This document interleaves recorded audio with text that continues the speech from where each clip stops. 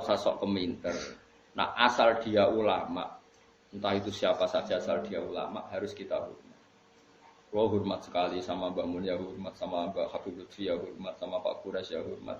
Asal dia orang alim alama pasti bacanya banyak, pertimbangannya banyak. Kecuali dia alim itu aku gak percaya. Tapi beliau-beliau itu kan orang alim. Terus kalau beliau berstatement hukum itu apakah hukum fikih apa hukum tahapan kita kan tidak tahu dia wong alim. Kadang wong alim fatwa itu hukum tahapan bukan hukum sebenarnya. Misalnya gini, orang Indonesia itu rata-rata cara berpakaian gitu. Terus diputuskan bilang nggak apa-apa. Ternyata bilang nggak apa-apa itu dalam proses tahapan, bukan ngukumi yang sebenar. Saya tak contohnya paling gampang. Ben kowe roh ngaji, ojo sidik-sidik nyalano wong. Rasulullah itu pernah ditanya orang, ya Rasulullah, saya ini mau masuk Islam. Tapi penyakit dasar kula niku bodoni. Napa boleh kula salat, zakat, tapi tetap asal bodoni? Jawab Nabi, gak apa-apa. Wis penting salat. Sause wong iku mirip Abbas protes ya Rasulullah, apakah engkau ngalalo bodoni? Gak bodoni ora halal. Tapi kok jenengan ngolehi ketika wong iku gawe kontrak tetap oleh bodoni, mergo iki mergene maklar rezekine kok bodoni. Jawab Nabi, engkau angger sering salat, rak jijik-jijik dhewe mbek bodoni. Berarti ketika Nabi tidak mengharamkan bodoni itu bukan hukum sebenarnya, ini hukum tahapan. Apa hukum tahapan? Ini yang paling angel ning bab fiqh dakwah, kan disebut fiqh dakwah. Ada hukum itu tidak sebenarnya, tapi itu tahapan. Misalnya aku ketemu cah Jakarta, mondok ning nggonku misalnya, cah wedok, biasanya katokan cekak. Tak kon jilbaban langsung kangelan. Kira-kira tak kon, ya wis celananan nduk, celananan. Mergo pikiranku lumayan ora katokan cekak. Terus ning atiku mesti jilbab menyusul kan ngono. Bukan darani celananan itu hukum sebenarnya, ini hukum tahapan.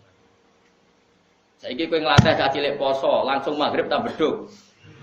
Beduk. Terus pun, wah ini ajaran sesat, poso setengah hari. Kayak seneng drengki mbek wong. Iku jenenge hukum tahapan, tidak hukum sebenarnya. Mulane kula sing penting asal sing ngomong wong alim saleh. Tak baleni nek wong alim saleh. Saleh tok ora alim ora cukup. Mergo ilmune ra akeh. Alim tok ora saleh ya fasik jenenge alim ora saleh ya kacau juga. Lah titenane piye yo? Lah alim tok ora. Nah alim titan-titani dhewe biji-biji dhewe. Tapi Nabi itu figur yang luar biasa. Kadang-kadang Nabi itu ngendikan seperti itu. Ana wong memang ana wong salat tapi pamit ijek bodoni. Nek Nabi gak apa-apa sing penting salat. Setelah orang itu mirip sahabat protes. Berarti engkau membolehkan bodoni? Jawab Nabi, orang halal bodoni. Sayan haruma yaqulu la ja'al hadise.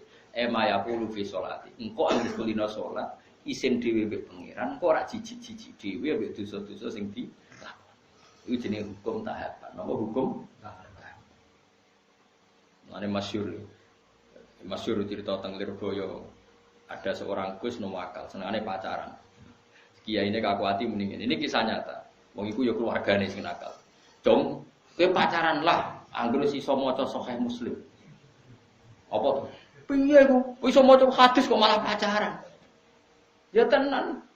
Berhubung itu senengi wae. Sing cerita aku Guse. Tak rewangi sinau Gus nganti walim. Jebule barang wong alim Al-Qur'an iku haram ra sida.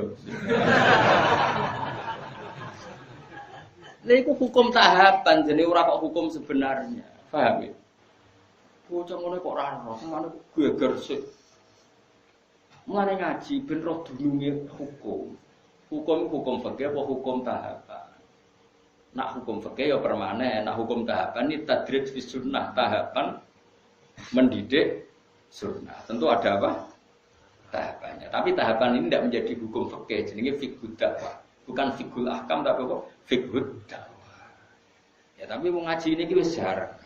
Wong wis sanane emosi gak gelem ngaji. Makanya saya tadi bilang, asal dia orang alim dan soleh. Makanya saya bisa menerima misalnya saya itu Hafid orang alim, kadang dakwah di Belanda, di mana? Ya ketemu orang macam-macam. Tapi beliau tidak selalu bilang mungkar. Karena itu tahapan, jadi beliau tidak perlu kesusu darani mungkar. Ini tahap pembinaan. Dan bina wong Belanda cek katokan cekak kausan porotong wedok-wedok terus kon Islam. Ayo jilbaban, ayo cadaran, yo melayu. Ya mesti ada urutannya, tauhid dulu, setelah tauhid ini, setelah. Nah itu menjadi fiqh dakwah bukan menjadi fiqhul ahkam. Paham ya? Mulane ngaji ben roh duduk perkara. Lah Rasulullah itu sering melakukan itu. Paham ya? Jadi makanya kalau ada orang ngomong tentang perempuan itu boleh memperlihatkan sesuatu yang menjadi kesehariannya. Itu tentu tafsirnya itu macam-macam. Orang boleh berekspresi macam-macam, tapi tentu kita cari yang selamat. Kayak adat-adat kita sudah selamat ya sudahlah, pokoknya jilbaban, sing ketok wajah tok ben bojone ra kliru. Ya sudah itu sudah lumayan. Tapi apakah cadaran boleh? Ya boleh. Tapi kendaraan wajib ya nanti dulu. Madzhab Abu Hanifah tidak mengatakan wajib. Abu Hanifah ya wong alim Allah. Ya biasa wae. Karena aku takoki. Lah apa blodor iku oleh ya ora oleh. Tapi kowe iso ngatur wong sak Indonesia.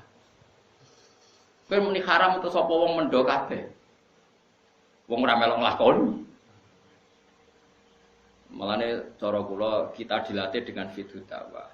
Sebaiknya sing lagi blodor diajarkan ke yang tidak blodor. Wis ngono tok. Isane apa? Wa ma apa dawe kanjeng dawe pangeran lasta alaihim bimusaitir. Nabi sendiri tidak bisa menguasai orang karena diusahakan sesuatu dilakukan dengan kesadaran.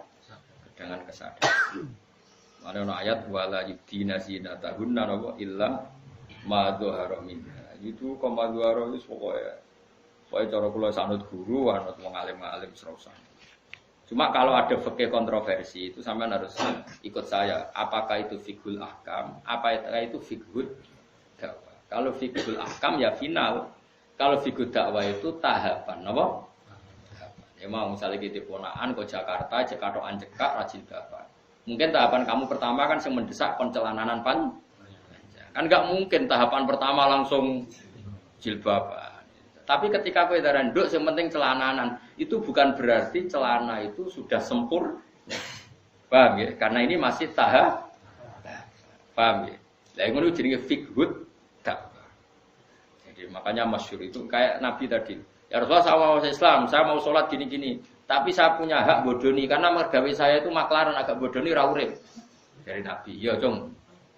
Terus ketika orang itu mirim, Ibnu Abbas ngoal, masa ya Rasulullah engkau boleh nodikne bodoni. Aku ra muni oleh. Lah kok jenengan mendel mawon. Sayanha huma yaqul. Engko nak wis sering salat, sering lafadzno kalimah thayyibah, engko risi dhewe akhire ora bodoni